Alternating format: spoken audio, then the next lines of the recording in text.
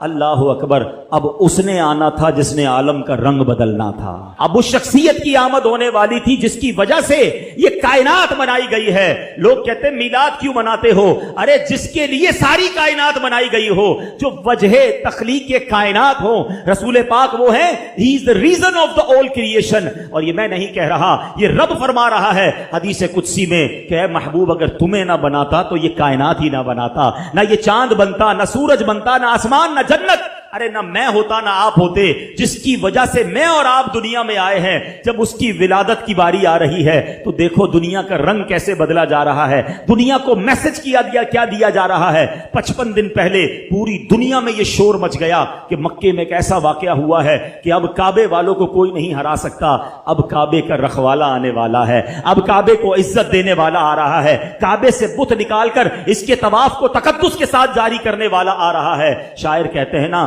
آئی نئی حکومت سکہ نیا چلے گا، آئی نئی حکومت سکہ نیا چلے گا، عالم نے رنگ بدلا، صبح شب ولادت مبارک ہو، وہ شاہ پردے سے باہر ہونے والا ہے، گدائی کو زمانہ جس کے در پر آنے والا ہے۔ اللہ اکبر۔ یہ واقعہ نبی پاک کی ولادت سے 55 دن پہلے ہوتا ہے، اور پھر 12 ربیع الاول کا وہ مبارک دن تشریف لاتا ہے کہ جب نبی پاک علیہ الصلوۃ والسلام صبح صادق کے وقت پیر کا دن ہوتا ہے اور اس دنیا میں مکہ پاک میں تشریف لاتے ہیں۔ ہر طرف خوشی کا سما ہے، نور کی برسات ہے۔ بی بی آمنہ فرماتی ہیں جب ولادت کا وقت تھا میرے جسم سے ایسا نور بلند ہوا جس میں نے دوسرے ملکوں کے محلات کو دیکھ لیا۔ فرماتی ہے میں نے دیکھا کہ ایک مشرق میں جھنڈا لگایا گیا، ایک مغرب میں جھنڈا لگایا گیا، ایک کعبے کی چھت پر جھنڈا لگایا گیا، اور اس کے بعد نبی پاک کی ولادت ہوتی ہے۔ اللہ اکبر۔ میرے آقا کی ولادت کے وقت جھنڈا لگانا یہ فرشتوں کا طریقہ ہے، تو اے جھنڈے لگانے والوں تمہیں مبارک ہو۔ اب آگے چلیے، میرے آقا کے بچپن کا ایک واقعہ پھر میں بیان کو اختتام کرتا ہوں۔ ویسے تو میرے آقا کی ہر ادا نرالی ہے، اللہ اللہ وہ بچپنے کی پھبن، اللہ اللہ وہ بچپنے کی پھبن، اس خدا بھاتی صورت پہ لاکھوں سلام۔ نبی پاک کی ہر ادا نرالی۔ عام بچوں کی طرح بہت سارے معاملات آپ کے ساتھ نہیں تھے، آپ ختنہ شدہ، ناف کٹی ہوئی، ناف کاٹنی پڑتی ہے جب بچہ پیدا ہوتا ہے، ناف بریدہ ہیں، ختنہ شدہ ہیں، خوشبوؤں میں مہکے ہوئے، غسل کیے ہوئے میرے آقا دنیا میں تشریف لاتے ہیں، اور جیسے ہی دنیا میں آتے ہیں میرے آقا سجدے میں چلے جاتے ہیں۔ زبان مبارک سے رب حبلی امتی کی صدائیں ہیں۔ صلاۃ و سلام میں پڑھتے ہو نا، رب حبلی امتی کہتے ہوئے پیدا ہوئے، حق نے فرمایا کہ بخشا الصلاۃ والسلام۔ تو کیسے آقا ہیں کہ جو آتے ہی امت کو یاد کر رہے ہیں، سبحان اللہ۔ اب عرب کے لوگوں میں یہ دستور تھا کہ جب بچے چھوٹے ہوتے تھے تو وہ ان کو دودھ پلانے کے لیے ذرا دیہاتوں میں بھیج دیتے تھے۔ اس کی دو وجوہات تھیں، ایک تو ان کی آب و ہوا اچھی ہوتی تھی، صحت اچھی ہو جائے، دوسرا عرب کے لوگوں کو اپنی عربی زبان سے بڑا پیار ہوتا تھا۔ وہ سمجھتے تھے کہ شہر میں زبان جو ہے وہ مکس اپ ہو جاتی ہے، تو گاؤں کی زبان جو ہے وہ ذرا اصلی زبان ہوتی ہے تو بندے کی فصاحت بہتر ہو جائے۔ تو بی بی حلیمہ سعدیہ ایک ایسی دائی ہے، اب دیکھیں کہ کمال دیکھو کہ اس زمانے میں، اس وقت، اس سال بہت ساری دائیاں مکے آئیں اور بڑے بڑے رئیسوں کے بچے لے کر گئیں۔ ہمیں کسی کا نام یاد نہیں ہے، مگر ایک ایسی دائی جو آئی تو دودھ پلانے تھی، غریب خاندان سے تعلق رکھتی تھی، خدمت نبی پاک کی 1450 سال ہو گئے۔ سیرت کی ہر کتاب میں دائی حلیمہ کا نام ملتا ہے۔ میرا نام کرے گا روشن دو جگ میں نام تمہارا، جس نے نبی پاک کی غلامی اختیار کی، جس نے پیارے آقا کے نام کو بلند کیا، ان کا چرچا کیا، اللہ نے اس کے نام بلند کر دیے۔ کیا خوب بات شاعر لکھتے ہیں نا، فرماتے ان کے جو غلام ہو گئے وقت کے امام ہو گئے، نام لیوا ان کے جو ہوئے ان کے اونچے نام ہو گئے۔ تو دائی حلیمہ کہتی میں بھی کمزور تھی، غریب بھی تھی، خود میرے پاس بھی دودھ بہت کم آتا تھا، اپنا بچہ میرا دودھ کی وجہ سے بلکتا تھا۔ میں مکے پاک آئی، سب دائیوں نے بچے لے لیے، مجھے کسی نے بچہ نہیں دیا، مگر میں نے ایک بچہ دیکھا، چاند سا چہرہ، خوبصورت چہرہ، نورانی چہرہ، مگر کوئی دائی اسے نہ لے گئی، کیونکہ نبی پاک کی ولادت سے پہلے ہی پیارے آقا کے والد محترم کا وصال ہو گیا تھا۔ دائیوں نے سوچا والد ہی نہیں ہے، ہمیں مال نہیں ملے گا, ہمیں تحفے نہیں ملیں گے. تو کسی نے بچے کو نہیں لیا. آپ سوچتی ہیں میں خالی آئی تھی, خالی جانا نہیں چاہتی تھی, سوچا کسی نے نہیں لیا. جیسے بچے کو دیکھا دل میں جگہ بن گئی. بڑا پیارا مسکراتا چہرہ تھا, نورانی چہرہ تھا. میں نے سوچا خالی ہاتھ جانے سے بہتر ہے اسی بچے کو ساتھ لے لیتے ہیں. اب سبحان اللہ, دائی علیمہ کہتی جیسے ہی بچے کو گود میں لیا میرے پاس بھی دودھ بڑھنے لگا, میری بکری کے تھن بھرنے لگے. ہم سب گھر والوں نے دودھ پیا. میں نے اپنے بچے کو بھی اپنا دودھ پلایا. جناب رسول اللہ صلی اللہ تعالی علیہ وسلم نے بھی دودھ پیا. اب جب واپسی کا سفر شروع ہوا, کہتی جب آ رہی تھی میرا خچر بھی لاغر, میری اونٹنی بھی کمزور, میری اونٹنی سب سے پیچھے رہ جاتی. کئی بار قافلے والوں نے کہا اے حلیمہ تمہاری وجہ سے قافلہ روکنا پڑتا ہے, تمہاری اونٹنی اور تمہارا خچر پیچھے رہ جاتا ہے. اللہ اکبر, کہتی جب واپسی کا سفر ہے میری اونٹنی سب سے آگے ہے, میرا خچر سب سے آگے ہے. گاؤں والے کہتے حلیمہ کیا جانور تبدیل کر لیا, کیا نئی اونٹنی خرید لی؟ کہا اونٹنی تو وہی ہے, یہ برکت ساری اس بچے کی ہے, اس نور والے چہرے والے کی ہے. کہتی جب گاؤں میں پہنچتے ہیں رات ہوئی, جب صبح ہوئی تو گاؤں والے آ کے پوچھنے لگے اے حلیمہ ساری رات تیری جھونپڑی سے روشنی آتی رہی, نور نکلتا رہا, کیا تو نے ساری رات لائٹ جلائی تھی, چراغ جلائے تھے؟ کہتی چراغ تو نہیں جلایا, یہ بچہ ہی ایسا ہے کہ ساری رات اس کے چہرے سے نور نکلتا جا رہا ہے. اللہ اکبر. بی بی حلیمہ کہتی میری بکریاں چرانے میرے بچے جاتے, سارے گاؤں سے زیادہ میری بکریاں فربا ہونے لگ گئیں, موٹی تازی ہونے لگ گئیں. گاؤں والوں نے کہا پتہ تو کرو یہ حلیمہ کی بکریاں کدھر جاتی ہیں, ہماری بکریاں کمزور, اس کی بکریاں طاقتور, اپنی بکریاں ان کے ساتھ بھیجو. اسی کے ساتھ بھیجی جانے لگی. مگر فرق کسی میں نہیں آتا تھا, صرف بی بی حلیمہ سعدیہ کی بکریاں جو ہیں وہ فربا ہیں, گھر میں عجب رونق ہے. درود پاک ویسے ہر دن پڑھیں سبحان اللہ, برکتیں ہی برکتیں ہیں, مگر جمعے کے دن اللہ اکبر. آپ جب درود کے فضائل احادیث کی کتابوں میں دیکھتے ہیں نا تو باقاعدہ الگ چیپٹر باندھا محدثین نے, یعنی عام درود پاک کے فضائل لکھے, پھر ایک آپ کو درود پاک کی فضیلت کی کتاب میں الگ چیپٹر ملے گا کہ جمعے کے دن درود پڑھنے کے فضائل. یعنی اتنی حدیثیں ہیں اسپیشلی فرائیڈے کے لیے, جمعے کے دن کے لیے. بڑی مشہور حدیث میرے آقا علیہ الصلوۃ والسلام فرماتے ہیں جس کا مضمون ہے کہ جو کوئی شخص جمعہ کے دن 200 بار درود پاک پڑھے اس کے 200 برس کے گناہ معاف کر دیے جاتے ہیں. اب یہ کتنی پیاری حدیث ہے. ایک اسی طرح کی حدیث یہ بیسیکلی کثرت سے بتانے کے لیے, انکریج کرنے کے لیے کہ درود اس دن زیادہ پڑھے جائیں, گناہوں کی معافی کا ایک ایسا سبحان اللہ سلسلہ ہے. ایک اور حدیث پاک ہے جس کا مضمون ہے جو جمعہ کے دن 80 بار درود پاک پڑھے اس کے 80 برس کے گناہ معاف کر دیے جائیں گے.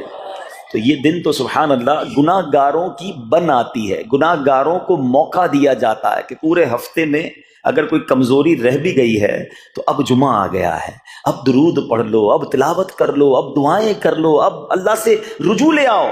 یہ جمعے کا دن سبحان اللہ. مفتی احمد یار خان نعیمی رحمت اللہ تعالی علیہ فرماتے ہیں جمعہ کے دن کوئی نیکی کی جائے اللہ کی بارگاہ میں جمعے کا شرفی اور مقام اتنا اعلیٰ ہے کہ جمعہ کی ایک نیکی 70 گنا اس کا ثواب عطا کیا جاتا ہے, ملٹی پلائی بائی 70. سوچئے, سمجھدار لوگ بیٹھے ہیں, کاروباری لوگ بھی بیٹھے ہوں گے. ہمارے یہاں نارملی سپر اسٹور پہ یا کسی جگہ پر مارکیٹس وغیرہ میں اسکیم لگتی ہیں, 25% discount, 50% discount, buy 1 get 1 free, ایک خریدو دوسرا فری. لوگ گرمیوں کی چیزیں سردیوں میں خرید لیتے ہیں. ارے بھائی ابھی تو گرمیاں, ابھی سے جیکٹ خرید دی ہے یار, سستا مل رہا تھا, ایک فری مل رہا تھا, سردیوں میں کام تو آئے گا نا, چلو لے لو بھائی. سردیوں میں گرمیوں کی چیزیں خرید رہے ہوتے ہیں, کیوں؟ سستا. ہم دنیا کے نفع کے لیے, دنیا کے بینیفٹ کے لیے ٹریول بھی کرتے ہیں, جا کر خرچ بھی کرتے ہیں. مجھے اچھی طرح یاد ہے افریقہ کے غالباً ایک ملک میں تھا, تو بارڈرز ملے ہوئے ہوتے ہیں. ہم بارڈر ہم نے کراس کیا, ایک ملک کا جیسی بارڈر کراس کیا. بارڈر کراس کرتے ہی ایک بہت بڑا, ویرانہ تھا لیکن بہت بڑا شاپنگ مال بنا ہوا اور گاڑیوں کی قطاریں. تو میں نے اسلامی بھائی سے پوچھا یار اس ویرانے میں اتنا بڑا شاپنگ مال اور اتنی گاڑیاں؟ تو انہوں نے وجہ بتائی, کیا بتائی؟ کہتے ہیں جس ملک کے بارڈر کے ساتھ یہ سٹور ہے نا, اس ملک میں ٹیکس ہے, یہ ملک ٹیکس فری ہے. اچھا, اس ملک نے اپنے بزنس کو چلانے کے لیے اپنے ملک کے اندر مال بنے ہوں گے, ایک اسپیشل مال یہاں بنا دیا تاکہ اس ملک والے سفر کر کے آئیں اور پورے مہینے کا سامان اس سٹور سے لے کے واپس چلے جائیں, صرف ٹیکس بچانے کے لیے. ایک مہینے کا سامان, اچھا گاڑیوں کی لائنیں. اب بتاؤ یار, ہم دنیا کمانے کے لیے, سفر کرنے کے لیے تیار ہیں, نفع کمانے کے لیے وقت دینے کے لیے تیار ہیں.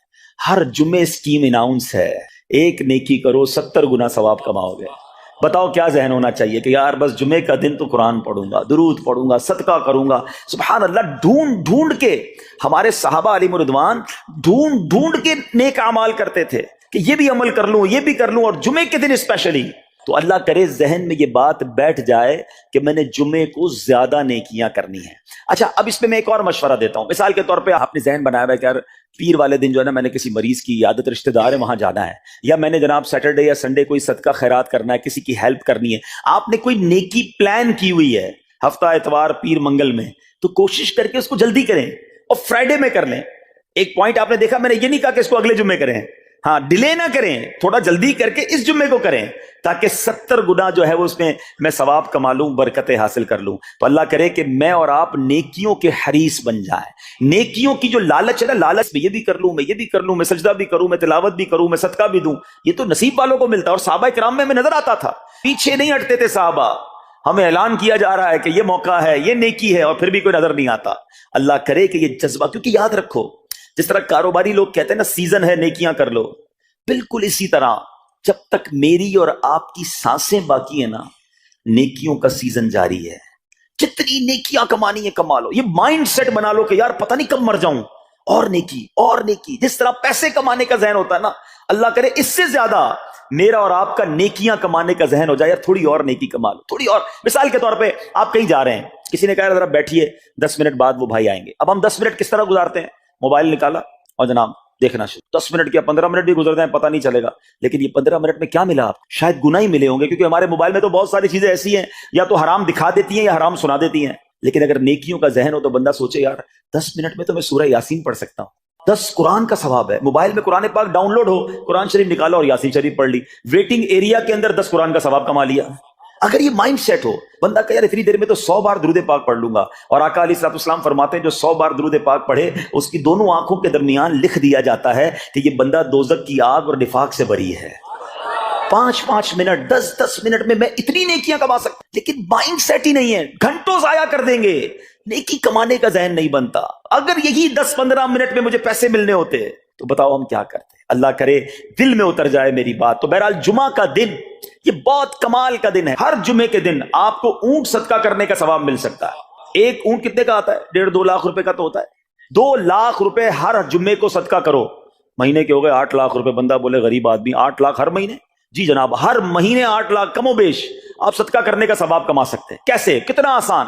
نبی پاک علیہ الصلوۃ والسلام فرماتے ہیں جس کا مضمون ہے جو جمعے کے دن سب سے پہلے آتا ہے اسے اونٹ صدقہ کرنے کا ثواب ملتا ہے، جو اس کے بعد آتا ہے اسے گائے صدقہ کرنے کا ثواب ملتا ہے. اللہ کی رحمت سے ہر جمعے فرشتے مسجد کے دروازے پر کھڑے ہوتے ہیں. ہم اللہ سے دعا کرتے ہیں اللہ تیری نوری مخلوق کے صدقے ہم پر رحم فرما، ہماری مغفرت فرما. مگر جب امام خطبے کے لیے کھڑا ہو جاتا ہے، آقا علیہ الصلوۃ والسلام فرماتے ہیں وہ رجسٹر بند کرتے ہیں اور وہ بھی آ کر امام کا خطبہ سننے کے لیے بیٹھ جاتے. تو جلدی آ کر کچھ منٹ پہلے آ کر. اچھا، علم دین الگ ملتا ہے، ظاہر ہے یہاں ہر جمعے بیان ہوتا ہے، وہ بیان سننے کو آپ کو الگ ملے گا، نیکی کی دعوت الگ ملے گی، اور سبحان اللہ اونٹ صدقہ کرنے کا ثواب. تو مبارک ہو انہیں جو جلدی آتے ہیں. تو بہرحال اب میں چاہتا ہوں کہ جب بات جمعے پر ہی ہو رہی ہے تو ایک میں نے اور آپ کو پیغام دینا تھا. جمعے کو خطبہ دیا جاتا ہے، سالوں سے خطبہ سن رہے ہیں. مجھے اچھی طرح یاد ہے جب میری عمر شاید 17-18 سال تھی تو سن کر آدھا خطبہ تو مجھے اسی وقت یاد ہو گیا تھا. اب شاید پونا یاد ہو گیا ہوگا. آپ میں سے بھی کئیوں کو 60-70-80% خطبہ یاد ہوگا کیونکہ ہر جمعے سنتے ہیں. مگر کس کو یہ تجسس ہوا کہ یہ ہر جمعے امام صاحب پڑھتے ہیں، اس میں پیغام کیا ہے، اس کا ترجمہ کیا ہے، اس میں ہمیں کیا جاتا ہے؟ بس سر جھکاتے ہیں، ہاتھ باندھتے سنتے رہتے ہیں، کچھ سو بھی جاتے ہوں گے. ارے اللہ کے بندو سوچو تو صحیح کہ ہر جمعے کو سنتا ہوں، آدھا پونا یاد بھی ہو گیا، پیغام کیا ہے؟ 2 باتیں، ایک حدیث پاک اور ایک خوبصورت پیغام. ہر جمعے کو آپ سنتے ہیں، ٹھیک ہے؟ حدیث ذرا سنیے گا. اللہ کے حبیب علیہ الصلوۃ والسلام فرماتے ہیں البر لا یبلا والذنب لا ینسا والدیان لا یموت. سنے ہوئے نا یہ الفاظ؟ ایسا لگ رہا ہے کہ یار یہ الفاظ تو کانوں میں ہر جمعے آتے ہیں. آگے فرمایا اعمل ما شئت کما تدین تدان. یہ حدیث ہے، ٹھیک ہے؟ اس کے بعد قرآن کی ایک آیت تلاوت ہوتی ہے فمن یعمل مثقال ذرۃ خیرا یرہ ومن یعمل مثقال ذرۃ شرا یرہ. یہ کانوں نے کئی بار، کہوں کہ سینکڑوں بار سنے ہیں. دل ہلا دینے والا پیغام، بڑا سمجھانے والی بات ہے اس حدیث میں. البر لا یبلا. میرے آقا فرماتے ہیں نیکی پرانی نہیں ہوتی، کرتے جایا کرو. یہ نیکی تمہارے اکاؤنٹ میں جمع ہو رہی ہے. میں اور آپ بھول جائیں گے، میرا رب نہیں بھولتا.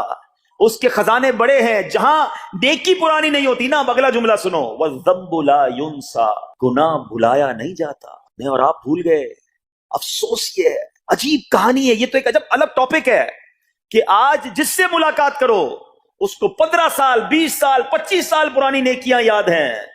لوگ ملتے ہیں کہتے ہیں 1990 میں حج کیا تھا, 95 میں عمرہ کیا, 2002 میں فلاں مسجد بنائی. آپ کی دعوت اسلامی کے قافلے میں بھی 2005 میں گیا تھا. ساری نیکیاں 15 20 سال پرانی یاد ہیں. گناہ کل جھوٹ بولا تھا یاد ہے, کل رات کو بد نگاہی ہو گئی تھی وہ یاد ہے, پرسوں غیبت کی تھی وہ یاد ہے. سالوں تو چھوڑو, ہم گھنٹے پہلے کا گناہ بھول جاتے ہیں. مگر حدیث ڈرا رہی ہے, سمجھا رہی ہے کہ دیکھو وَالذَّنبُ لَا يُنسَى, گناہ بھلایا نہیں جاتا. تم بھول گئے ہو, اگر کہیں لکھا ہوا ہے جواب دینا ہے. اور آگے فرمایا وَالدَّيَّانُ لَا يَمُوتُ, فرمایا کہ جو فیصلہ کرنے والا ہے اسے موت نہیں آتی. اللہ کو موت نہیں آنی, میں اور آپ مر جائیں گے. جس نے ڈیسیشن لینا ہے, جس نے فیصلہ کرنا ہے, اسے موت نہیں آنی. پھر آگے فرمایا اعمل ما شئت کما تدین تدان, کر لے جو کرنا ہے جیسی کرے گا. پھر قرآن کی یہ آیتیں سمجھا رہی ہیں وَمَن يَعْمَلْ مِثْقَالَ ذَرَّةٍ خَيْرًا يَرَهُ, جو ذرہ بھر نیکی کرے گا, بھلائی کرے گا, وہ دیکھے گا. وَمَن يَعْمَلْ مِثْقَالَ ذَرَّةٍ شَرًّا يَرَهُ, کہ جو ذرہ بھر برائی کرے گا. اتنا شاندار جمعے کا پیغام ہر جمعے خطبے میں دیا جاتا ہے. اللہ کرے یہ دل کی گہرائیوں میں اتر جائے. دروازہ بند کر کے, اندھیرا کر کے, اکیلے میں گناہ کرنے والا سوچے کہ ٹھیک ہے دنیا میں کوئی نہیں دیکھ رہا مگر میرا رب دیکھ رہا ہے, مجھے اس ذرہ بھر گناہ کا بھی جواب دینا پڑے گا. لوگ کہتے ہیں چھوٹی سی بات ہے یار, چھوٹا سا گناہ ہے, ٹھیک ہے چلتا ہے, سبھی تو کرتے ہیں. نہیں جناب, وہ نقطہ نواز ہے. وہ معاف کرنے پہ آئے تو 100 بندوں کے قاتل کو معاف کر دے, اور وہ پکڑنے پہ آئے تو ایک نقطے پر پکڑ فرما دے. ہمیں ڈرنا ہوگا, ہمیں خوف اپنے دل میں طاری کرنا ہوگا, کیونکہ یہ گناہ میری آخرت میں میری پکڑ کا سبب بن سکتا. بالکل اسی طرح چھوٹی چھوٹی نیکیاں سمجھ کے چھوڑ دیتے ہیں. یار سنت غیر موقدہ ہی ہے نا, نفل ہی تو ہے نا, سنت ہی تو ہے نا, ٹھیک ہے درود پڑھنا چاہیے, نہیں پڑھا تو کوئی بات نہیں. ارے یار کون اجتماع میں جائے, کون درس میں بیٹھے, صدقہ دینا کوئی واجب تو نہیں, زکات تو پوری دیتا ہوں. چھوٹی چھوٹی نیکیاں سمجھ کر چھوڑتے ہو. ارے وہ تو کتے کو پانی پلانے والے کو اس سبب سے بخش دیا کرتا ہے, راستے سے پتھر ہٹانے والے کو بخش دیا کرتا ہے. فرمایا نا البر لا یبلا, نیکی پرانی نہیں ہوگی, کرتے جایا کرو. اللہ کرے کہ یہ ذہن بن جائے کہ بس میں زیادہ سے زیادہ نیکی کروں, 2 لوگوں کے دلوں میں خوشی داخل کروں, مسلمانوں کی خیر خواہی کروں.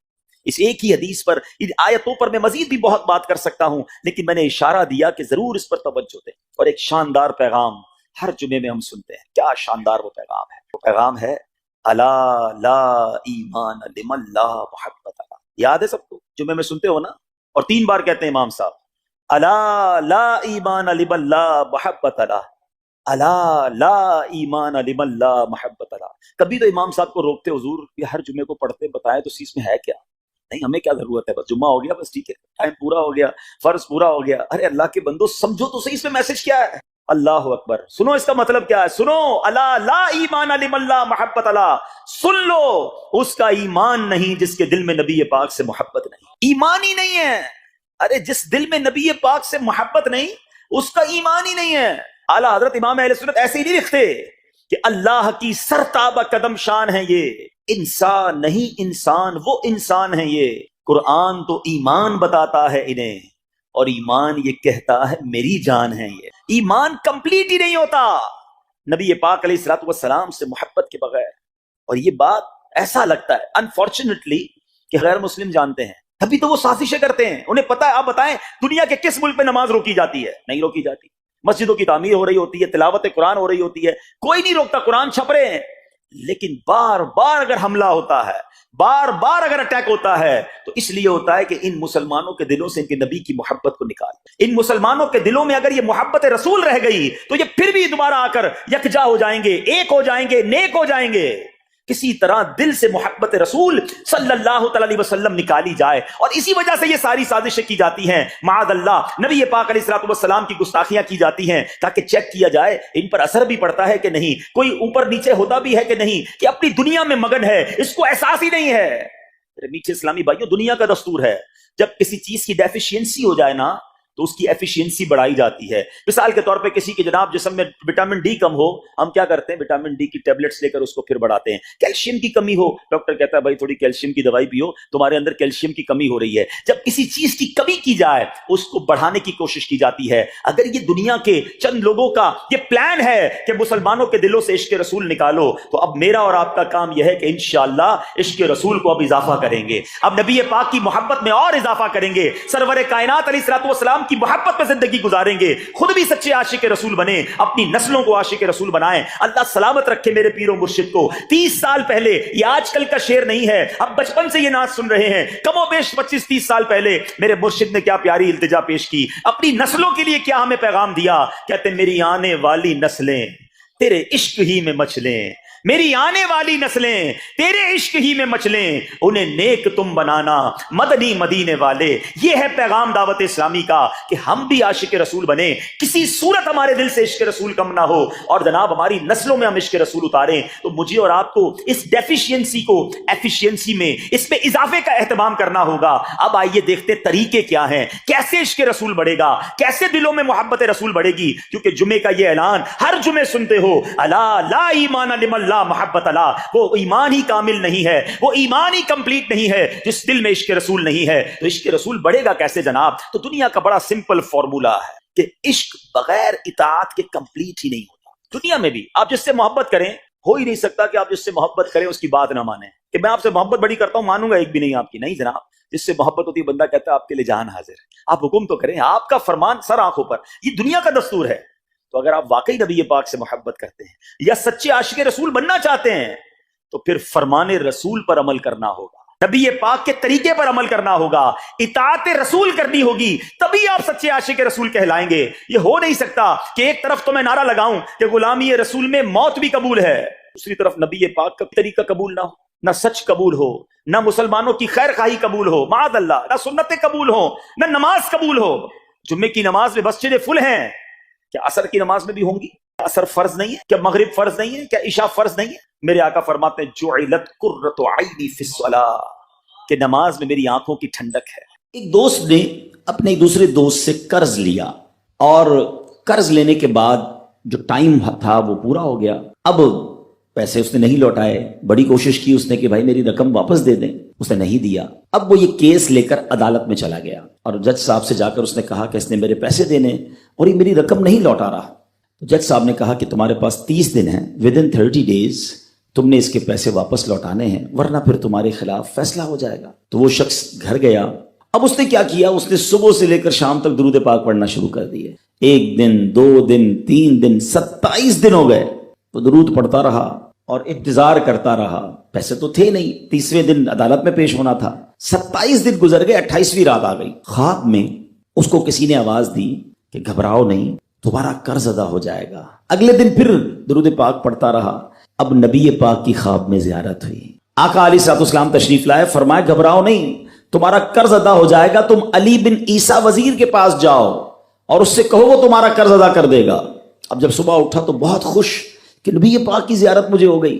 لیکن پھر خیال آیا کہ میں اگر وزیر صاحب کے پاس گیا اور انہوں نے مجھ سے کوئی ایویڈنس مانگ لیا, کوئی پروف مانگا, کہ میں کیسے مان لوں تمہیں نبی پاک نے بھیجا ہے؟ اس بات پر تو میرے پاس کوئی دلیل نہیں ہے. اب 30ویں رات آ گئی, آخری رات ہے, صبح عدالت میں جانا ہے. درود پاک پڑھتے پڑھتے سو گیا. سرور کائنات علیہ الصلوۃ والسلام نے خواب میں پھر کرم فرمایا. فرمایا علی بن عیسیٰ وزیر کے پاس جاؤ, وہ تمہارا قرض ادا کر دے گا. کہ حضور میں چلا تو جاتا, مگر اگر وہ مجھ سے یہ کوئی پروف مانگتا, کوئی ایویڈنس مانگتا, تو میں کیا جواب دیتا؟ پیارے آقا علیہ الصلوۃ والسلام نے فرمایا کہ ایسا کرو, اسے یہ کہنا کہ آپ کا ایک راز ہے جو آپ جانتے ہیں اور رب جانتا ہے, اور وہ راز یہ ہے کہ آپ روزانہ فجر کے بعد 5000 بار درود پاک پڑھتے ہیں, اور جب تک درود پاک مکمل نہیں ہوتے آپ کسی سے بات نہیں کرتے. اب جب صبح اٹھا تو بہت مطمئن کہ اب تو دلیل بھی آ گئی ہے. پہنچ گیا صبح صبح علی بن عیسیٰ وزیر کے پاس, اس کا دربار لگا ہوا ہے. اس نے پیغام بھجوایا کہ میں علی بن عیسیٰ وزیر صاحب سے اکیلے میں ملنا چاہتا ہوں, پیغام لایا ہوں. درباری نے آ کر پوچھا, وزیر صاحب پوچھ رہے ہیں کس کا پیغام لائے ہو؟ کہا میں نبی پاک علیہ الصلوۃ والسلام کا پیغام لایا. فوراً وزیر صاحب نے بلا لیا, کہا فرمائیے.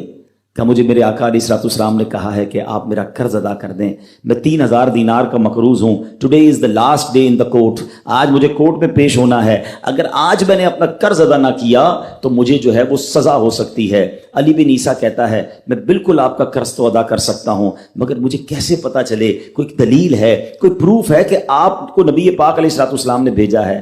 کہتا ہے ہاں، خالی ہاتھ نہیں آیا، آقا نے دلیل بھی عطا فرمائی ہے۔ اچھا بتائیے کیا دلیل ہے؟ کا دلیل یہ ہے کہ آپ کا ایک راز ہے جو صرف آپ جانتے ہیں اور آپ کا رب جانتا ہے۔ 5000 ٹائمز ڈیلی آپ درود پاک پڑھتے ہیں فجر کے بعد، اور جب تک یہ درود پورے نہیں ہوتے آپ کسی سے بات نہیں کرتے۔ آپ ذرا پہلے تھوڑی دیر کے لیے امیجن کریں کہ جو وزیر 5000 بار روز درود پڑھتا ہوگا وہ عاشق رسول کیسا ہوگا؟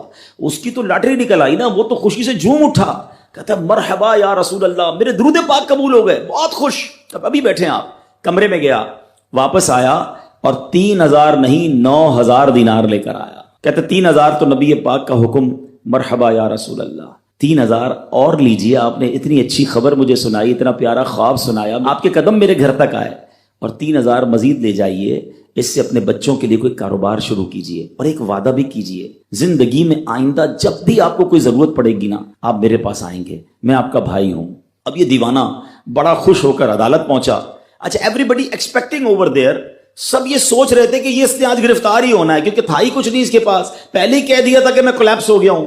اب عدالت میں جاتے ہی اس نے 3000 دینار جج صاحب کو دے دیے کہ صاحب اس کا میرا قرضہ ادا کر دیں، میں جو ہے وہ اپنے قرضے سے بری ہونا چاہتا ہوں۔ جج صاحب ہوتے ہیں، انہوں نے کہا قرضہ تو ادا کر دیں گے، پہلے بتاؤ پیسے لائے کدھر سے ہو؟ تم تو کہتے تھے پیسے نہیں تھے تمہارے پاس، اتنی بڑی رقم کیسے انتظام کی؟ اب بھری عدالت میں گویا اس نے زبان حال سے یہ کہا کہ اتنا دیا سرکار نے مجھ کو، اتنی میری اوقات نہیں، یہ تو کرم ہے ان کا، ورنہ مجھ میں تو ایسی بات نہیں۔ اب اس نے بھری عدالت میں پورا واقعہ سنایا کہ میں نے تو کچھ نہیں کیا، آقا خواب میں تشریف لائے، میں وزیر صاحب کے پاس گیا، انہوں نے یہ پیسے دیے۔ سنو اس زمانے کے جج بھی کیسے ہوتے تھے، وہ جج دوران عدالت